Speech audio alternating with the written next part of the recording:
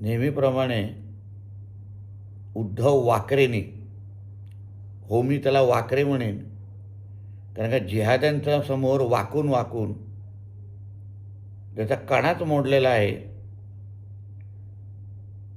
त्या उद्धव ठाकरेंनी आमचे मुंबई भारतीय जनता पक्षाचे अध्यक्ष अमित साटमांच्या आडनावाबद्दल जे अपमानास्पद शब्द काढला,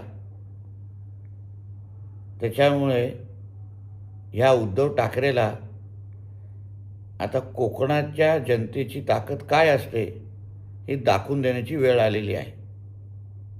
आमच्या कोकणात, आमच्या सिंधुदुर्गात, आमच्या रत्नागिरीत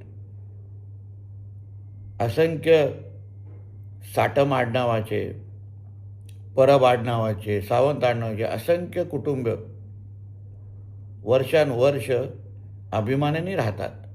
एक वेगळा मान आहे या आडनावांना. आणि तुम्ही जेव्हा ह्याच आडनावाची खिल्ली उडवता, तेव्हा तुम्ही एका व्यक्तीचे नाही, पण कोकणाच्या समस्त आमच्या भूमीचा, आमच्या ह्या मातीचा तुम्ही अपमान करतात, हे उद्धव वाकरेंनी लक्षात ठेवावं. मला विश्वास आहे की ह्या अपमानाचा बदला, वचपा